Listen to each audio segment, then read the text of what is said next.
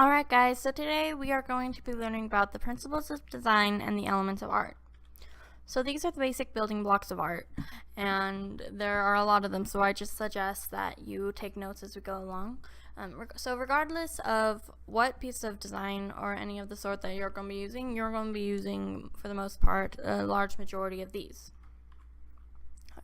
So let's start with the principles of design. First off, there's balance, which is the distribution of visual weight. So there's three types of balance. There is symmetrical balance, and that is where on either side of a piece it's kind of visually weighted the same. And so say, for example, you have two different trees, one on each side. The tree on the right side does not have to be a mirror image or exactly the same as the tree on the left. They can be different as long as they kind of have the same sort of weight and size and all of that. The next type of balance is asymmetrical balance, which, unlike the symmetrical balance, is often not weighted the same. And so say on the right you have a tree, but then on the left you have a longer, wider but not as tall set of bushes. And so it's balanced but not in the same way. The third type is radial balance, which is where the balance is around the center point. And so the example here, it's with the triangles.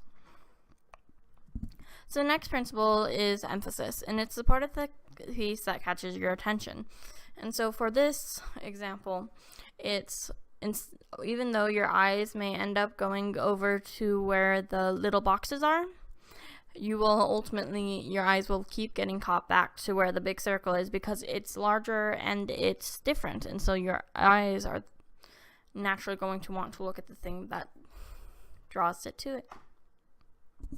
Next is movement, and that's the way that your eyes move throughout a piece.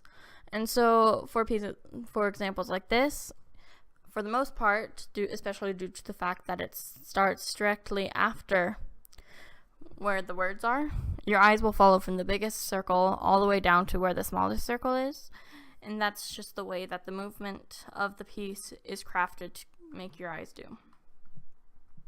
Next is pattern, and that's just where different objects are repeated throughout, such as the triangles. One of my favorite examples of pattern is with little sweaters, where the little knit lines and just the repeated beauty that it brings. Repetition is how a piece is able to look more active instead of just as though it's just sitting there. For this piece in particular, it's with the repetition found of the line going back and forth that just gives it a livelier feel. Proportion is an enormous thing with a lot of different ones, especially if you are drawing people, and it's just where all the different parts of a piece relate well together. So for instance you are drawing a person, there are certain proportions that regardless of the style, you normally do your head to. Normally you don't make, unless it's a specific style, you don't make the arms extremely long and the legs super short, for instance. Otherwise, there's just a part of us that it doesn't look quite right to. Next is rhythm, and that's where the elements, which we'll get to later, are used repeatedly to create an organized movement.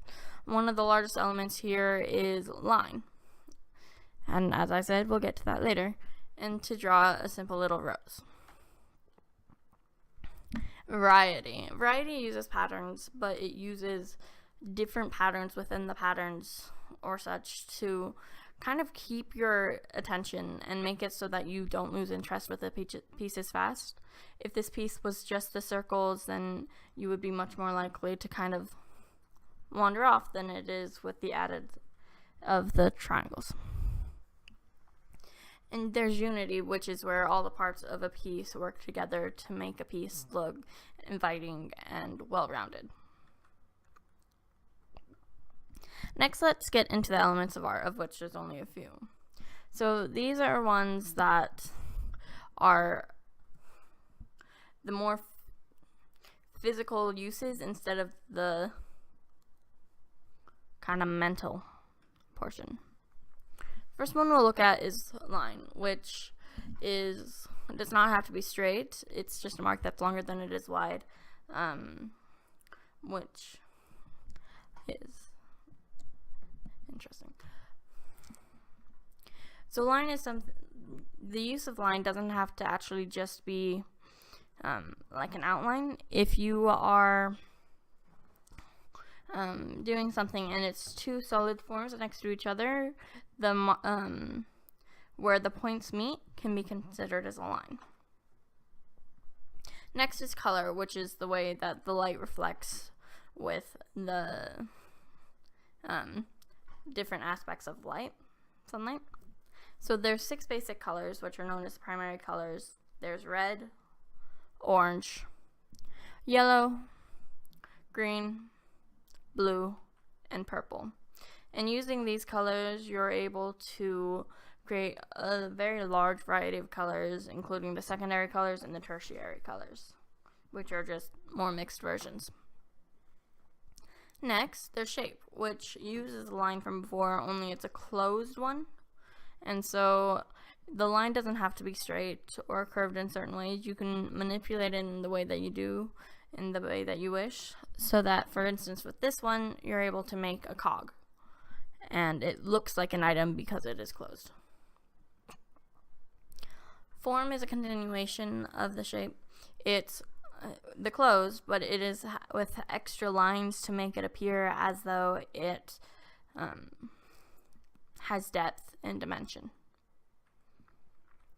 Space is a fun one. It's the area between and around objects, and there's 2 main types of space. There's positive space and negative space. For the example here, the little flame is considered the positive space since it is the object that is there for it's the focus object, and the space all around it is negative space. Although if you were just looking at the flame itself, you would be able to consider the yellow as the positive space and the red surrounding it as the negative space. Positive and negative space does not actually have to do just with what is there and what isn't. Depending on the piece you're doing, if you are doing a piece where there's, say, cutouts, the cutouts could be considered as negative space or positive space depending on the piece.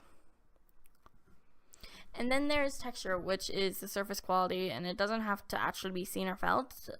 It can be a huge impact if it is able to be seen or felt, especially with sculptures and other ones.